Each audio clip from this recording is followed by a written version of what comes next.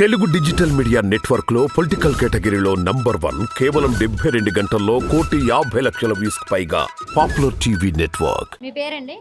నా పేరు లక్ష్మణ్ నాయక్, మా చిలుగుపేట నియోజకవర్గం. మరి ఇంత వర్షంలో ఎందుకు వచ్చారు ఇక్కడికి మీరు? కష్టాలు వచ్చినా, బాధలు వచ్చినా, మంచి వచ్చినా, చెడు వచ్చినా జగన్కి ఓటేస్తాం.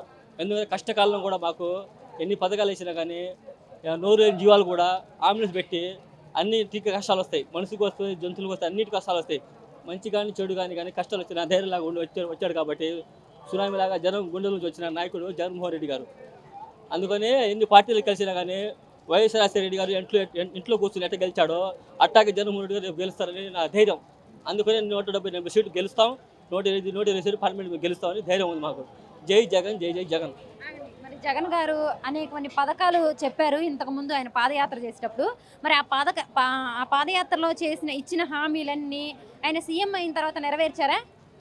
నెరవేర్చారు కాబట్టి ఆ జనం మొత్తం తండాలుగా ఎండనగా వాననగా కష్టపడి వచ్చి, ఎందుకంటే మన మనిషి మన నాయకుడు అన్నట్టుగా వచ్చారు. ఎందుకంటే పథకాలు ఇచ్చారు కాబట్టి అదే పథకాలు చీచారే మాట ఒకళ్ళు వచ్చాడు కాదు, అందరూ ఉమ్మేవాళ్ళు జగన్ గారికి.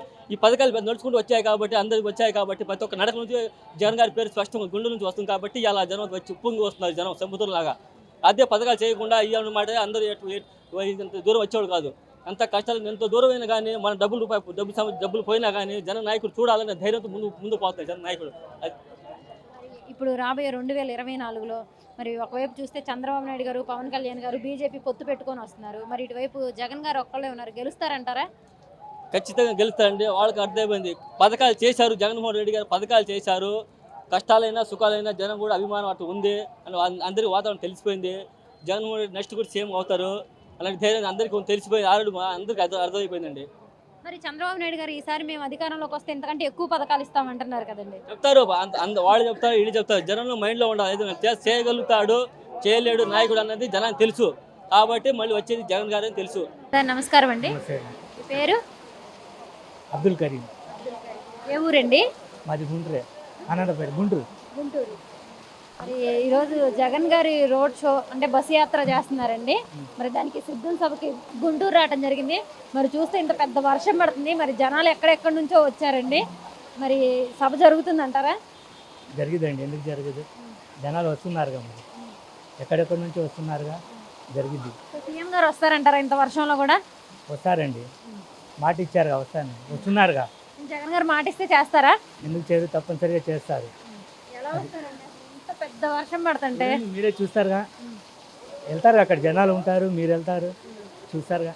మరి ఎలా ఉందండి ఈ 4.5 నెలల జగన్ గారి పరిపాలన, అసలు ఎలా ఉందండి? పేద ప్రజలందరికీ మంచి జరిగిందా లేదా? 100% జరిగిందండి పేదవాళ్ళకి. అది అంటే ఏం మంచి జరిగింది అనుకుంటున్నారు? అంటే ఈ సంక్షేమ పథకాలు ఏమైనా కానివ్వండి, ఈ 4.5 సంవత్సరం బాగా జరిగింది. ఎప్పుడు జరగలేదు ఇట్టగా, జరగదు కూడా ఇట్టగా. జగన్ పాలననే జరిగిద్ది. మరి గత ప్రభుత్వంతో పోల్చుకుంటే ఈ ప్రభుత్వం మెరుగ్గా పనులు చేసిందండి? ఎందుకు చేయదండి, చేసిద్ది. పనులు చేయలేకపోతే మళ్ళీ ఆంధ్ర ఇట్టగా ఎందుకు ఉంటుంది? పనులు వెళ్తేనే ఉండేది. అంటే ఎందుకని ఈ సంక్షేమ పథకాలు ఇచ్చారు కాబట్టి బాగుంది అనుకుంటున్నారా మీరు? లేదు, ప్రతి ఒక్కరికి బాగానే ఉంది. అంటే ఎందుకు బాగుందన్నారు? కానీ అభివృద్ధి లేదంటున్నారు కదా, ఇక్కడ అభివృద్ధి జరగలేదు ఏపీలో అంటున్నారు. అభివృద్ధి జరిగిందంటారా? ఎందుకు జరగలేదు మేడం గారు? అభివృద్ధి జరగకుండా ఎట్లా ఉంటుంది? జరిగిద్ది.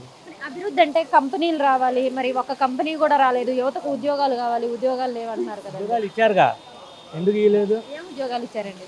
ఇచ్చారని చెప్తున్నారుగా.